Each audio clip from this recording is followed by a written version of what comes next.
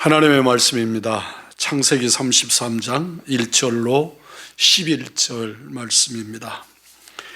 야곱이 눈을 들어보니 에서가 400명의 장정을 거느리고 오고 있는지라 그의 자식들을 나누어 레아와 라헬과 두 여종에게 맡기고 여종들과 그들의 자식들은 앞에 두고 레아와 그의 자식들은 다음에 두고 라헬과 요셉은 뒤에 두고 자기는 그들 앞에서 나아가되 몸을 7번 땅에 굽히며 그의 형 에서에게 가까이 가니 에서가 달려와서 그를 맞이하여 안고 목을 어긋 맞추어 그와 입 맞추고 서로 우니라. 에서가 눈을 들어 여인들과 자식들을 보고 묻되 너와 함께한 이들은 누구냐? 야곱이 이르되 하나님이 주의 종에게 은혜로 주신 자식들이니이다. 그때 여종들이 그의 자식들과 더불어 나와 절하고 레아도 그의 자식들과 더불어 나와 절하고 그 후에 요셉이 라헬과 더불어 나와 절하니 에사가 또 이르되 내가 만난 바 이 모든 때는 무슨 까닭이냐? 야곱이 이르되 내 주께 은혜를 입으려 함이니이다. 에서가 이르되 내 동생아 내게 있는 것이 족하니 내 소유는 내게 두라. 야곱이 이르되 그렇지 아니하니이다. 내가 형님의 눈앞에서 은혜를 입었사오면 청하건대 내 손에서 이 예물을 받으소서. 내가 형님의 얼굴을 배운즉 하나님의 얼굴을 본 것 같사오며 형님도 나를 기뻐하심이니이다. 하나님이 내게 은혜를 베푸셨고 내 소유도 족하오니 청하건대 내가 형님께 드리는 예물을 받으소서 하고 그에게 강권함에 받으니라. 아멘. 종들을 앞서서 여러 선물들과 함께 보내고 그리고 이제 야복강 밤새워 기도하는 일을 거친 후에 이제 가족들을 거느리고 에서가 오는 방향으로 갑니다. 가는 야곱의 태도가 전혀 그 이전 사람, 그러니까 야복강에서 하나님의 사자와 다투기 이전의 야곱과 아주 서로 다른 모습을 보게 합니다. 여기서 야곱은 세 때로 나누지요. 자식들과 아내들을 세 때로 구분합니다. 제일 앞에는 종과 여종들과 여종의 몸에서 낳은 아이들, 그 다음에 레아와 레아의 몸에서 낳은 아이들, 그 다음에 제일 뒤에 사랑하는 라헬과 라헬에게서 얻은 요셉, 이렇게 셋으로 나눕니다. 지금 모양으로 생각을 해보면 야곱이 사랑하는 순서대로 그리고 그의 격의 순서대로 위험도가 덜 가도록 그렇게 배치하고 있는 것을 보지요. 그러면 그 옛날의 야곱이라면 어디 야곱이 섰을까요? 그렇게 세워졌다면 적어도 야곱이 그 네 번째 야곱이 섰을 것 같지 않습니까? 그런데 오늘 본문에서 보면 그렇게 세 때로 나눠놓고 밤새 하나님의 사자와 하나님과 겨루고 난 다음에 그의 뼈가 탈골되었단 말이지요. 그 절뚝거리는 모습을 가지고 야곱은 제일 앞에 섭니다. 이제 에서와 맞닥뜨리면 그 자리에서 제일 먼저 상할 수밖에 없는 그 자리에, 그래서 여종과 여종의 자식들을 앞세웠는데 그 여종의 앞자리에 야곱이 자리를 합니다. 그리고 에서에게 7번 절함으로 진정한 사죄의 마음을 열어 보이는 것이지요. 우리나라의 절 예법 중에는 4번까지의 절이 있습니다. 첫 번째는 일상적인 절이지요. 자식이 아버지를 뵙습니다. 그럴 때 한 번 절합니다. 또 부모님이나 조상이 돌아가셨을 때 그 제사를 드릴 때 두 번 절을 합니다. 2배입니다.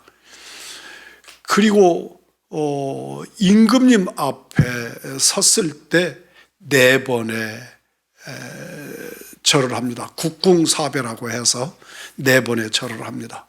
오늘 성경에는 적어도 야곱이 형 에서를 향하여 7번 절함으로써 그가 얼마나 귀하게 지금 형을 높이고 있는가를 발견하게 합니다. 그 형은 어떤 형이냐면 우리가 말씀을 하면서 잊어버릴 수 있는 사건이 쌍둥이 형입니다. 쌍둥이 형을 향하여서 동생이 7번 절을 하고 있는 겁니다. 그런데 예상과 달리 에서의 태도는, 마음은 분노 대신 용서와 사랑이 넘쳐납니다. 놀랍게도 원수가 아니었습니다. 이들은 서로 껴안고 얼굴을 비비며 울었습니다. 사랑하는 성도 여러분, 형제를 무슨 일이었든지 간에 20년 만에 만나서 그가 끌어안고 할 수 있는 일이 무엇이겠습니까? 이 말 저 말이 전혀 필요 없습니다. 그냥 끌어안고 우는 거죠. 여러분들 아시지 않습니까? KBS에서 했던 이산가족 찾기를 그 전두환 대통령 때 했단 말입니다. 그들이 어떤 형태로 헤어졌다가 만나서 전쟁을 통해서 그랬든지 아니면 그 어떤 사유로였든지 간에 그들이 하는 것은, 만나면 하는 것은 우는 것이었습니다. 그러므로 끝이 납니다. 야곱과 에서 모두 하나님이 그 마음을 만져주셨고 그러므로 끌어안고 울어서 모든 문제가 해결됩니다. 5절 이하의 말씀을 보면 하나님이 주신 은혜가 무엇인가를 발견합니다. 고통까지 포함해 모든 것을 하나님의 은혜로 고백하는 신앙이 참된 신앙입니다. 야곱은 에서에게 자신의 가족들을 하나하나 소개하며 하나님이 베푸신 은혜라고 소개합니다. 라헬과 레아가 서로 경쟁하며 그들의 여종까지 합세해서 자식을 낳은 과정이 결코 순탄한 일이 아니었지만 야곱은 그 덕분에 풍성한 자손의 복을 받았음을 깨닫고 하나님의 은혜라고 감사하고 있습니다. 8절 이하의 11절까지 보면 이제 두 사람의 관계가 완전히 회복이 되었습니다. 20년 동안 응어리 졌던, 20년 동안 돌덩어리처럼 불안하고 억압했던 문제가 해결된 겁니다. 마음과 마음이 만나야 진실한 만남입니다. 에서에게는 야곱이 선물로 보낸 가축들이 필요하지 않았습니다. 왜냐하면 그동안에 에서에게도 야곱 못지않게 엄청난 재산들로 부를 이루고 있었기 때문입니다. 오랜 세월 떨어져 지낸 동생 야곱을 다시 만난 것 자체가 중요할 뿐 그런 선물들을 에서가 기대하지 않았습니다. 저는 이 에서라고 하는 사람이 하나님의 구원 섭리 밖에 있어서 그렇지, 에서라는 사람을만 두고 본다면 이는 남자 중에 상남자입니다. 에서는 아주 인간적으로 화끈한 사람입니다. 그래서 그 성격 때문에 팥죽 한 그릇으로 장자권도 팔고 그런 일들을 할 수 있었던 겁니다. 그런데 오늘날 우리들이 기억해야 될 것은 세상에서야 상남자라고 하는 것이 하나님 앞에서 그렇게 중요한 일이 아니라는 것이고, 세상에서 멋진 사람이 하나님 앞에서 그것이 그렇게 멋진 일들이 아니라는 것을 우리에게 보여줍니다. 에서의 힘이나 에서와 함께한 400명의 장정들이 야곱의 눈에 보이지 않습니다. 그의 눈에는 하나님처럼 자신을 용서해주고 따뜻하게 맞이해주는 형의 진심만 보일 뿐입니다. 이제 형이 이러저러한 문제를 제기해도 전혀 문제가 될 것이 없는 형제 간의 사랑을 회복한 것입니다. 이것이 형제입니다. 그래서 헤어진 지 오래가 되고 또 이러저러한 문제가 있고 그래도 형제는 실제로 문제 앞에 섰을 때 문제가 되지 않는 관계가 형제의 관계입니다. 같은 마음으로 서로를 배려하고 만족해하며 기뻐합니다. 형제의 우애가 회복된 것입니다. 주의 은혜 안에서 이런 은혜, 이런 회복이 우리 의왕중앙교회 가정마다, 우리 의왕중앙교회 성도들마다 다 이루어지기를 우리 구주 예수 그리스도의 이름으로 축복합니다.